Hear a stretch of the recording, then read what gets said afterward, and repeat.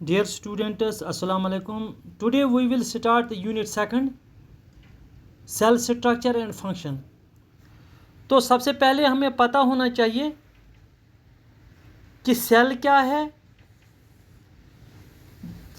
Cell का structure क्या है। तो जब हम स्टडी ऑफ सेल स्ट्रक्चर कहते हैं तो साइटोलॉजी, यानी कि study of cell structure is called cytology. अगर यही हम study of cell structure, function and reproduction करें तो उसको सेल बायोलॉजी कहा जाता है। तो दो टर्म्स हैं, एक है साइटोलॉजी, दूसरा है सेल बायोलॉजी। तो सिंपली आप याद रखेंगे कि cytology study of cell structure is cytology and study of cell structure, function and reproduction is cell biology. When you look around you see both living and non living things. तो आप living और non living things को देखते हो। You must have wondered and asked yourself what it that makes an organism living, or what is it that an inanimate thing does not have a living thing has।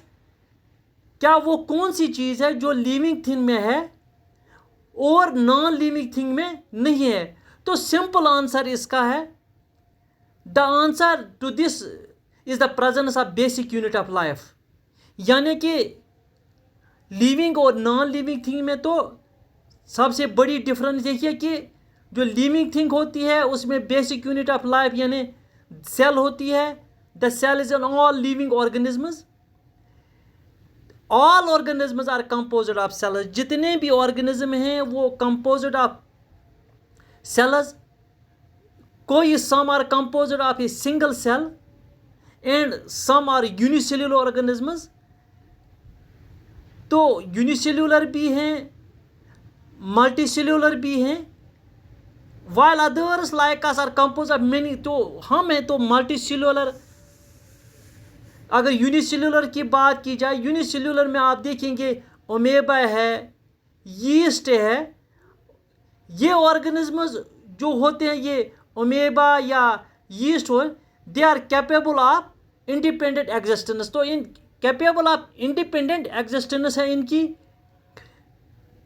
जो cell है the performing the essential functions of the life. Single cell ये काम करती है। Anything less than a complete structure of a cell does not have ensure independent living being. जो कोई भी चीज़ जो कैपेबल नहीं है ऑफ इंडिपेंडेंट लाइफ है ना, cell is the fundamental structure and function unit of living organisms. जो cell होती है it is the fundamental structure या फंडामेंटल फंक्शनल यूनिट ऑफ तमाम लिविंग ऑर्गेनिजम्स का। तो जो Robert Hooke is called the father of cytology, यानी जो मैंने कहा स्टडी ऑफ सेल स्ट्रक्चर, इसका फादर जिसको कहा जाता है, this father of cytology is Robert Hooke. जो C.P. स्वेनसन है, it is called father of modern cytology. जो स्वेनसन है उसको फादर ऑफ मॉडर्न साइटोलॉजी कहा जाता है। अंटोन वॉन लीवनहॉक जो है first side describe it a living cell. सबसे पहले जिसने देखी और डिस्क्राइब किया a living cell, that was लीवनहॉक।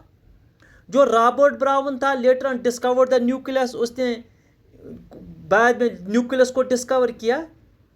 ये जो the inventions of microscope and its improvement leading to electron microscope.